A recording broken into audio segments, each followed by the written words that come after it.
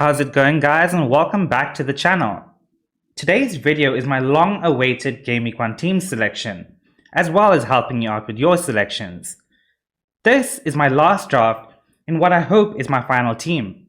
But if you follow me on Twitter, you'd know that I'd often make late changes either based on a gut feel or any additional information. So if you want an up-to-date final team, I suggest you follow me on Twitter or Instagram for the final team announcement. I will also come back to the comment section of this video to give you a final update, so make sure you have your notifications on. But enough about this, let's get straight into the video. If you follow this 3-part series, The Road to Gameweek 1, you would have seen my previous draft in part 1. In the past few days, a lot has changed. Danny Ings has joined Villa, Lukaku has joined Chelsea, as well as Mahrez not looking as sharp in the Community Shield against Leicester, and Havertz playing a full 120 minutes in the Super Cup. So this draft has been well and truly shattered. From the previous draft, just 8 out of the 15 players have made it into this final team selection. Starting with the bench, we have Ben Foster, who I believe is the best £4 million keeper in the game. The reason being is that at a £4 million price bracket, your keeper is very unlikely to play.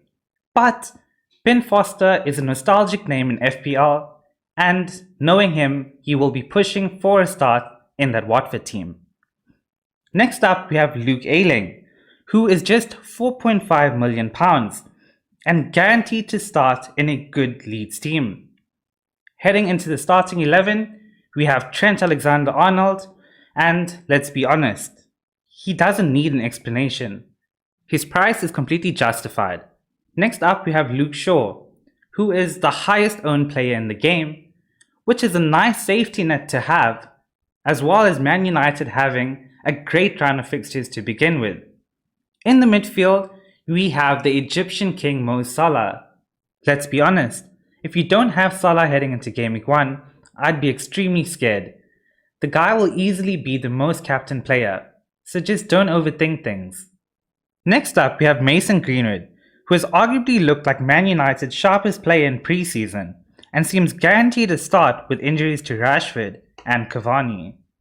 With Firmino returning to Liverpool quite late in pre-season, Diogo Jota seems a shoo-in to start in Gameweek 1 and is very likely to play out of position in a striker's role.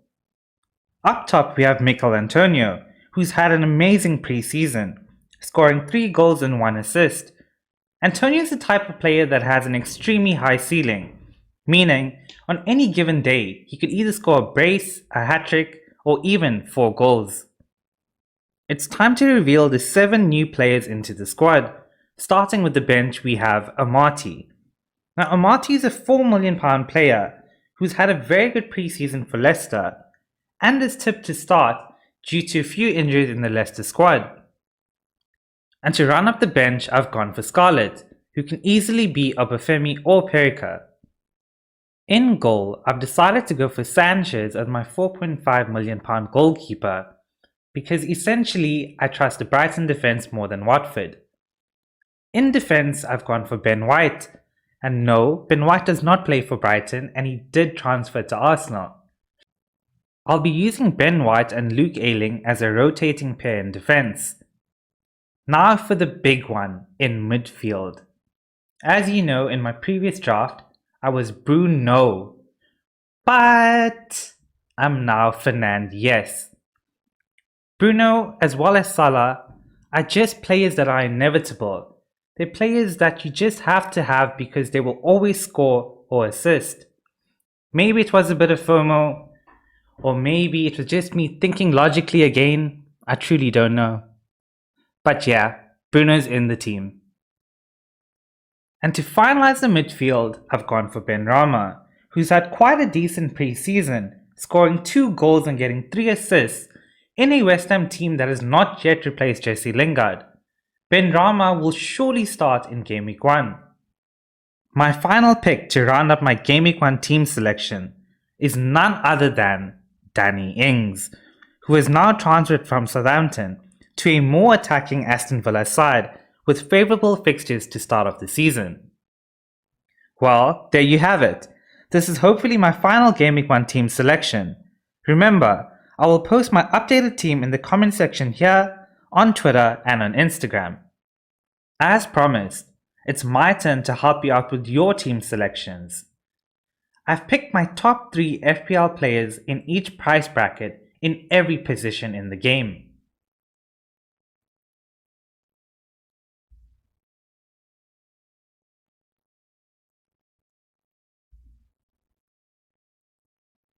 If you've enjoyed this video, please like it, subscribe and share it with your mates.